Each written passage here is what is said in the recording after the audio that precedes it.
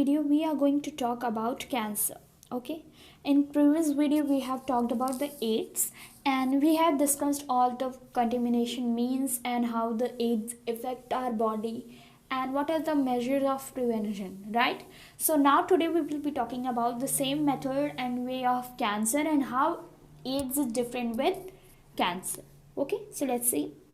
So see here what the first point is given, that process of development of cancer is called oncogenic transformation. अभी oncogenic transformation क्या होता है अभी हम further पढ़ेंगे आगे हमारे पॉइंट्स में जो कि दिया हुआ है, राइट.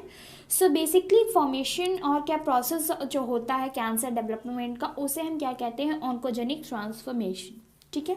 सेकेंड पॉइंट में दिया हुआ है normal cells have property of contact inhibition. यहाँ पर सेकेंड पॉइंट जो दिया हुआ है उसके बारे में बात कर रहे हैं हम लोग. Normal cells have property of contact inhibition. अब ये कॉन्टैक्ट इनहिबिशन के क्या होता है, basically stoppage of growth of coming in contact with other cell. तो यहाँ पर क्या होता है कि जो हमारी नॉर्मल सेल्स होती हैं वो किसी भी दूसरी सेल के कॉन्टैक्ट में आकर ग्रोथ नहीं करती हैं, वो अपना एक पर्टिकुलर ग्रोथ करती हैं और वो किसी सेल की ग्रोथ दूसरी किसी सेल को अफेक्ट नहीं करती है, right.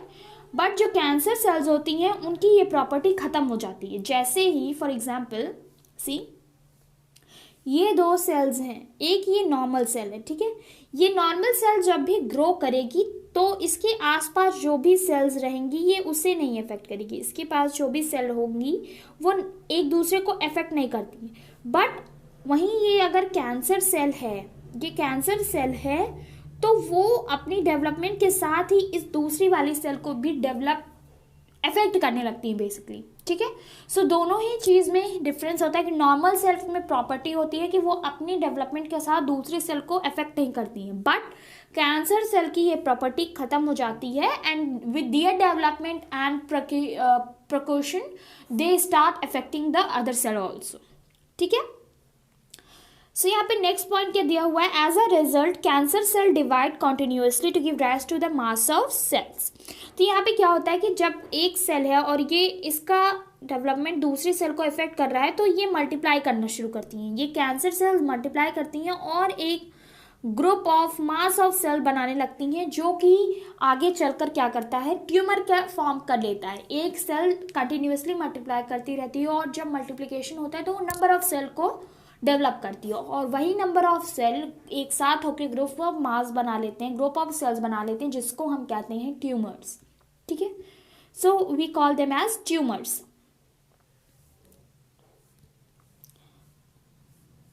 After that, next point, see what given. Tumors are basically of two types, right?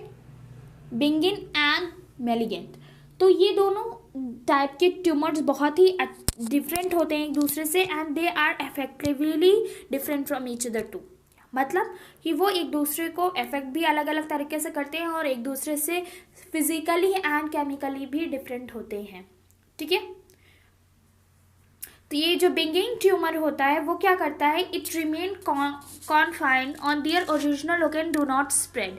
सो इस टाइप के जो ट्यूमर्स होते हैं बेनिग्न ट्यूमर्स वो क्या होते हैं, अगर हमारी बॉडी में कहीं इस टाइप का ट्यूमर बन गया है, बेनिग्न ट्यूमर बन गया है तो वो क्या होगा कि वो स्प्रेड नहीं करता है. अगर हमारे स्टमक में कोई ट्यूमर है और वो बेनिग्न टाइप ऑफ ट्यूमर है तो क्या होगा कि वो आगे फर्दर स्प्रेड नहीं करेगा. तो इससे क्या होता है कि स्प्रेड नहीं कर रहा है. सो ये हमारे लिए अच्छा साइन होता है, it's a good sign for us. क्योंकि अगर ट्यूमर बड़ा होता जा रहा है, स्प्रेड हो रहा है सेल्स में, तो वो आगे चलकर कैंसर का रीज़न बन सकता है. अगर हमारी बॉडी में कोई ट्यूमर बहुत दिन से है और वो स्प्रेड कर रहा है so it can cause the reason of cancer. ठीक है. और वही जो मैलिग्नेंट ट्यूमर्स हैं वो क्या करते हैं, दे एग्जिट मेटास्टेसिस. मेटास्टेसिस क्या होता है, बेसिकली इसमें क्या होता है कि जो ट्यूमर्स होते हैं वो दूर दूर साइड्स पे पहुंचते हैं और वो जहाँ जहाँ पहुंचते हैं वहाँ पर नए नए ट्यूमर होते जाते हैं, ठीक है। फॉर एग्जाम्पल कि अगर हमारे स्टमक में ये टाइप का मैलिग्नेंट टाइप का ट्यूमर है तो वो क्या करेगा कि वो धीरे धीरे अपने आप को स्प्रेड करेगा, अपने एरिया को बढ़ाएगा, और जैसे जैसे वो नए एरिया में आता जाएगा उस नए एरिया में भी नए ट्यूमर्स बनते जाएंगे। सो इसका क्या मतलब है कि ये दो टाइप के ट्यूमर जो मैंने अभी आपको बताया, उसमें से जो बिंगिंग ट्यूमर है वो non spreading type of tumour है, और वहीं दूसरा जो मैलिग्नेंट ट्यूमर है वो क्या है, स्प्रेडिंग टाइप ऑफ ट्यूमर है। दोनों टाइप ऑफ ट्यूमर्स होते हैं जो कि हमारी बॉडी में नहीं होने चाहिए। जैसे ही हमें इनके बारे में पता चलता है या फिर हमें कुछ सिम्टम्स पता चलते हैं दैट की they may be the symptoms of tumour, तो हमें ऐसे ही टाइम पे, सही टाइम पे हमारा चेकअप करवाना चाहिए, और right checkup right time can save a person's life. Okay, अब ये जो दूसरा टाइप का मैलिग्नेंट टाइप ऑफ ट्यूमर होते हैं वो ही एक्चुअली क्या होते हैं, कैंसर रिप्रेजेंट करते हैं, राइट क्योंकि वो स्प्रेड हो रहा है हमारी बॉडी में, जहां भी वो स्प्रेड हो रहे हैं नए एरिया में, वो नए ट्यूमर्स कॉज कर रहे हैं ना।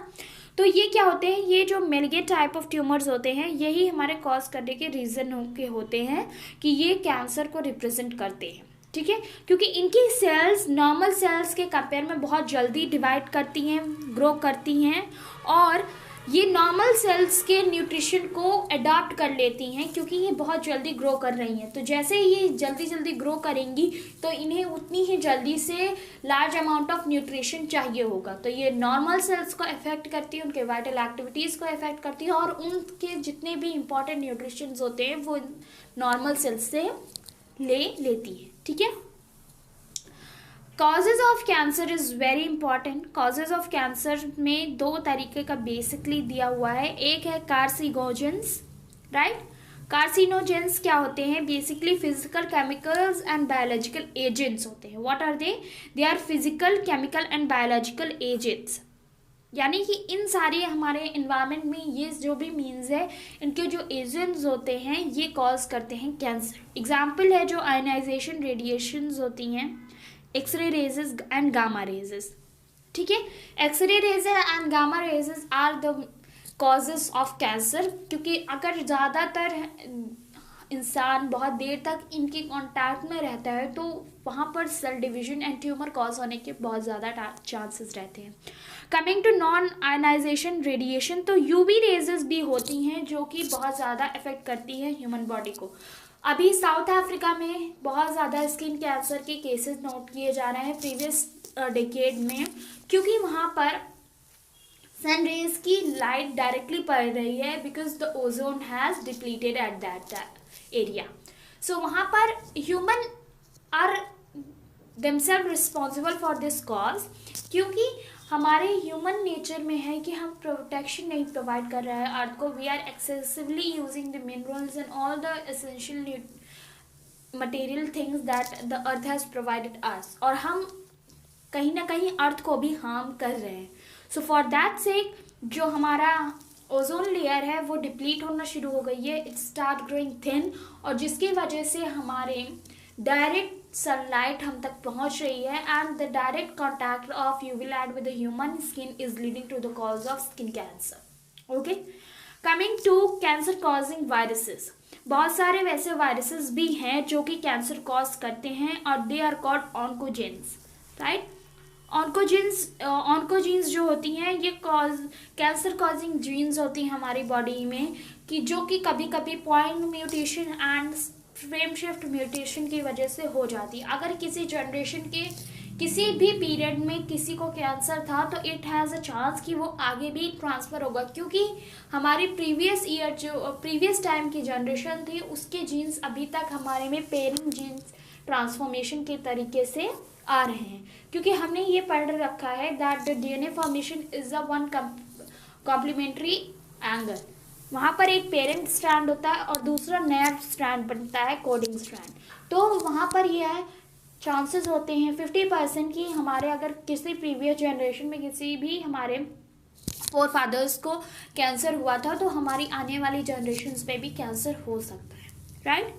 कमिंग टू नॉर्मल जीन्स भी होती है जिनको प्रोटो ऑन्कोजीन्स कहते हैं, वो भी हमारी सेलुलर ऑन्कोजीन्स में कन्वर्ट हो जाती हैं एंड कैंसर कॉज कर सकती है। So normal genes are also responsible somewhere.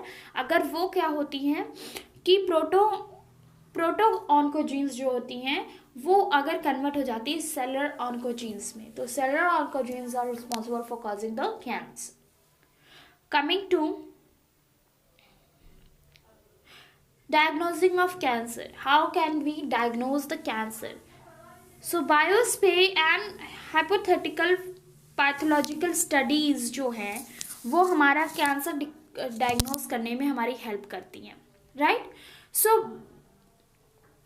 Biopsy में क्या होता है बेसिकली कि जो सस्पेक्टेड टिश्यू होते हैं, सस्पेक्टेड टिश्यू को हम कट कर देते हैं थिन सेक्शंस में और फिर हम उन्हें माइक्रोस्कोप के थ्रू एग्जामिन करते हैं. अगर सस्पेक्टेड टिश्यू में कैंसर रहा होगा तो वो अपना काम वैसे ही करती रहेगी. It will rapidly multiply and it will try to gain the nutrition. So हम इस मीन्स ऑफ थ्रू के थ्रू हम डायग्नोज कर सकते हैं कि कैंसर किस एरिया में बॉडी में होने के चांसेस हैं. Coming to radiography. Radiography is also a means by which we can identify the cancer. CT scan होता है, right?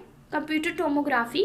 तो कंप्यूटर टोमोग्राफी के थ्रू हम लोग ये आइडेंटिफाई कर लेते हैं because they are the advance science technology machines जो कि हमारी बॉडी को एग्जामिन करती हैं, हमारे सेल्स को एग्जामिन करती हैं and they are particularly seated for the particular disease only. Okay. MRI से भी हम मैग्नेटिक रेजोनेंस इमेजिंग के भी थ्रू हम ये कर सकते हैं कि कैंसर डायग्नोज किया जा सकता है. CT scans and MRIs, right? Like I will give you an example. There was a relative of mine who was suffering from bone cancer, right? So he was given a diagnostic and he was having problem in sitting because the spine cancer was there and he was feeling immense pain. So we suggested him to go to the doctor and doctor suggested him to get an MRI done. So MRI done होने के बाद उन्हें cancer diagnose हुआ and he treated it and now he is fine. But मैं ये बता रही हूँ कि how these advanced technology machines are helping nowadays in science technology field for diagnosing such a breathtaking and life-taking disease. ना CT scans जो होती हैं उसमें 3D इमेजिनिंग होती है इंटरनल ऑर्गन्स की एक्सरे रेज के थ्रू, जिससे हम ये आइडेंटिफाई कर सकते हैं कि कौन से ऑर्गन में कौन से सेल्स एंड टिश्यूज सस्पेक्टिवली बिहेव कर रही हैं. सो फॉर दैट सेक हम वहाँ पर फिर आगे कुछ फर्दर प्रोसेसेस करते हैं and that is helpful to us for identifying the cancer at the right stage. Because third stage cancer is very severe and we cannot protect that person. So यहाँ पर सबसे अच्छा यही होता है कि अगर फर्स्ट स्टेज पे किसी के कैंसर पता चल जाता है so definitely that person can be saved. But for getting the diagnosis of cancer at the first stage we need to have awareness, right? MRI में भी यही होता है कि इसमें पैथोलॉजिकल एंड साइकोलॉजिकल चेंजेस होते हैं लिविंग बीइंग में. सो ये MRI स्कैन हमें टिश्यू डिटेक्ट करने में हेल्प करता है by what, by magnetic fields and non ionizing and radiation, right. बहुत सारी टेक्नोलॉजीज डेवलप हो चुकी है, टेक्निक्स डेवलप हो चुकी है, बायोलॉजिकल डायग्नोस्टिक टेक्निक्स जिनके थ्रू हम क्या कर सकते हैं, कैंसर को डायग्नोज कर सकते हैं, राइट. हम ऐसी ह्यूमन जीनोम सीक्वेंसिंग में जैसा हमने जीन को सीक्वेंस किया था वैसे ही हम यहाँ पर सर्टेन जीन को आइडेंटिफाई कर सकते हैं जो कि सस्पेक्टेबल हैं फॉर कॉजिंग कैंसर, और इससे हम क्या कर सकते हैं कि हम कैंसर को प्रिवेंट कर सकते हैं, राइट. ट्रीटमेंट यहाँ पर बहुत है, 3 इमेंस ट्रीटमेंट दिए हुए हैं, that is radiotherapy, chemotherapy and immunotherapy. क्लिनोथेरेपीज बहुत ही इंपॉर्टेंट होती हैं. यहाँ पर रेडियोथेरेपी में जो ट्यूमर सेल्स होती हैं उन्हें इरेडिएटेड कर दिया जाता है, कहाँ के लिए, डेथ के लिए, राइट. और प्रॉपर केयर रखी जाती है नॉर्मल टिश्यूज़ को प्रोटेक्ट करने के लिए. अगर कोई भी सेल मल्टीप्लाई कर रही है और उसे न्यूट्रिशन नहीं मिलेगा तो वो डाई कर जाएगी. सो इस केस में रेडियोथेरेपी में यही होता है कि हम जो कैंसर ट्यूमर सेल्स हैं उन्हें क्या कर सकें, न्यूट्रिशन लैग करवा सकें और हमारे नॉर्मल सेल्स को प्रोटेक्ट कर सकें, राइट. कीमोथेरेपी में होता है कि specific drugs are used against tumours to kill the cancer cells, right.